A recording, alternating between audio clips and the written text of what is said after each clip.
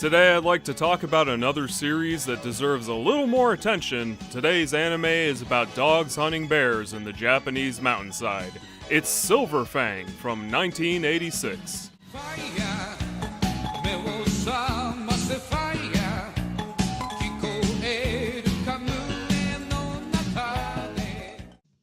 Ginga Nagare Boshi Gin, or Silver Fang as some may know it, takes place in the mountainous northern regions of Japan.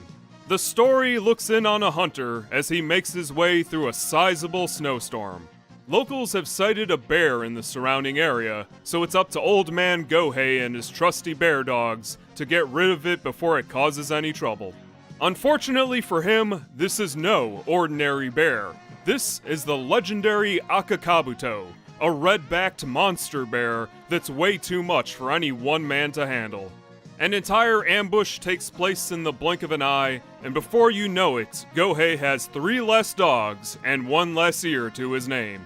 After that, the anime flashes forward to the present, where the hunt for this monstrous bear rages on. During his first encounter, he ended up escaping by shooting out one of its eyeballs, but unfortunately, this had the unintended side effect of wrecking its nervous system in the process. Unable to hibernate and growing larger every year, it's been roaming the mountains ever since. On the other side of the mountain, we get introduced to the second central character of the anime, Gohei's grandson, Daisuke. He's overseeing the birth of a new litter of puppies, and he's absolutely overjoyed that a rare silver-colored striped Akita has just been born. Silver Akitas are a pretty rare sight, so Daisuke names him Gin, the Japanese word for silver, to commemorate the occasion. Wanting to show him off, he looks for the puppy's father, but unfortunately he's on the hunt with Old Man Gohei, and a storm has barreled down on the village, blocking anyone from exploring the mountainside. In typical shonen fashion, Daisuke decides to steal a snowmobile and heads into the mountainside undeterred. It's been days since Gohei went hunting, and this entire time he's been trapped in a crevice with his one surviving hunting dog. The monster bear has been blocking their escape path, trapping them without food or water for days on end. With a broken leg and no other options, Gohei cuts it off at the knee, hoping that he can give his dog the strength that it needs to escape. Luckily, his grandson and the young puppy arrive just in time, but even crashing an entire snowmobile into the bear doesn't even faze it. Watching in awe, the newborn puppy sees his father fight to his last breath, and just like his grandfather before him, another dog gets added to the pile. And so, the story of 3 generations of bear dogs unfolds, and the endless fight against the monster bear Akakabuto begins.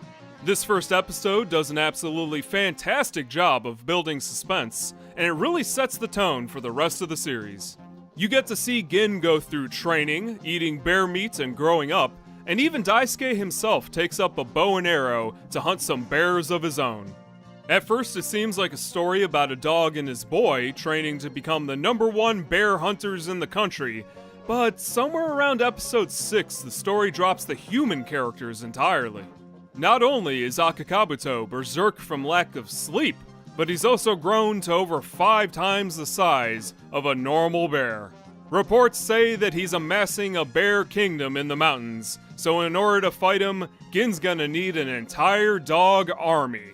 This is when Gin becomes the main character, so you end up with an anime about dogs fighting over territory for the rest of the series. Now, I don't know if you can call dogs manly, but if it weren't about a bunch of dogs fighting bears, you could replace the entire cast with samurai, and the characters would largely feel the same. Alliances are formed, characters make noble sacrifices, and we're introduced to every breed of dog that you can imagine. I think the idea was to make a distinct cast of characters, while also giving the show a lot of interesting set pieces to work with. If it took place entirely in the mountains, you would probably get bored of it, but every few episodes has them visiting a new part of Japan while they're recruiting more dogs, which gives it a sense of adventure and keeps it from getting stale. Let's talk about the music for a second. People have been writing stories about bears since the dawn of time, but when Akakabuto's theme starts playing, you can really feel the cold wind chill you down to your bones. There's something to be said about the raw emotion the soundtrack has, and it really helps add to the atmosphere. By far, the most memorable and interesting aspect has to be the reality of it. Dogs bleed, necks get sliced off by bears. And for a show aimed at a general audience, there's significantly more action than you would expect. Most people would consider it pretty tame by today's standards, but its depictions of dogs hunting bears was so shocking to 1980s viewers that it was heavily truncated in a number of countries. Most notably, its finished release was edited down into 5 VHS tapes, where it was toned down significantly to comply with broadcast standards at the time. However, in the face of that, it gained such a large following that many people consider it one of the all-time classics. In Finland specifically, there was a time where you couldn't find somebody that didn't know Silverfang's name.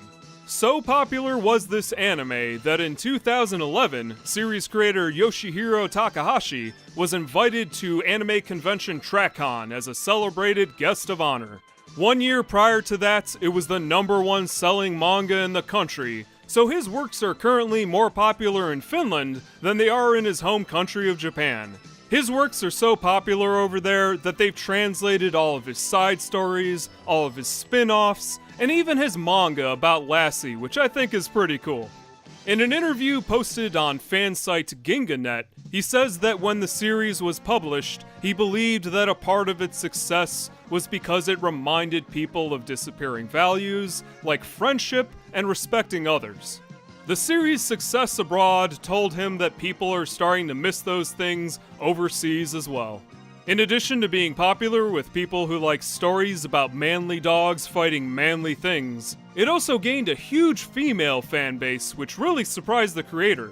He estimates that around 80% of his fans are probably women, and that just goes to show you that everybody just loves dogs. His series are so laser focused on the subject that he even goes for walks at dog parks just so he can make some sketches for his future manga. He got the idea for this series in 1980 when he read an article about domestic dogs that ran away from their owners and lived as wild dogs in the mountains. The idea fascinated him, which led him to create the anime that we're talking about today. In 1987, the series won the Shogakukan Manga Award for Shonen Manga, and 25 years later, it spawned a sequel about Gin's son as the 4th generation of bear dogs in the mountains of O.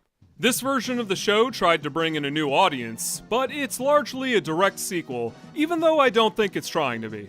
Over 15 years on from the events of the original, a new threat is eliminating dogs at an even faster rate than Akakabuto ever did. Running out of ways to fight it, it's up to Weed, a new dog who keeps popping up no matter how hard you try to get rid of him. Many characters, both new and old, show up to guide Gin's son towards being the new pack leader, and while Ginga Nagareboshi Gin was a self-contained story about dogs fighting bears, Weedo relies on you seeing that first series for a lot of its emotional impact. I won't get into any specifics, but it treads a lot of the same territory as the original, making me wonder why they would tell the same story twice. Maybe I've just seen the 80s series too many times, but something feels really off about the whole thing in a way that I can't really put my finger on. For one, they really toned down the action, which was a large part of why I enjoyed the original so much, and what little is there is implied or changed in a way to make it a lot less memorable. There's also something to be said about the art style too. Gin's son has these big round puppy dog eyes that make him look kind of like a bobblehead, and the overall tone is much softer than I would expect. I'm guessing they wanted to sell a bunch of toys when the anime came out, and with Weedo and Gin being such iconic characters, it's no surprise why they went in that direction.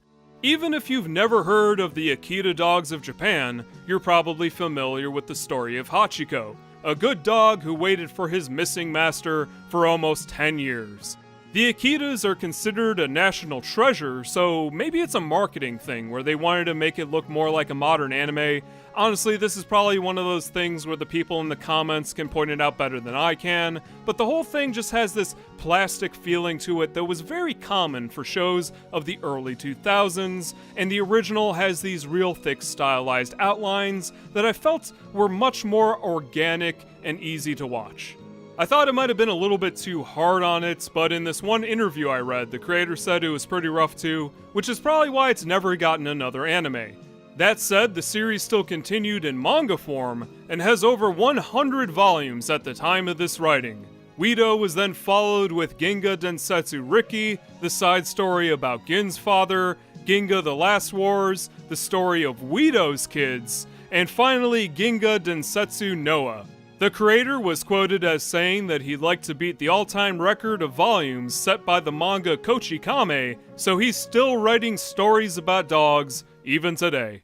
Silver Fang was serialized in Shonen Jump from 1983 to 1987, but even though it shared pages with famous series like Fist of the North Star and JoJo's Bizarre Adventure, it looks like it's been largely ignored in recent years. I went and checked out the manga to see how the story continues, and it has Gin fighting wolves that summon tornadoes with ninja chanting, so apparently the series just goes completely off the rails after that anime ends.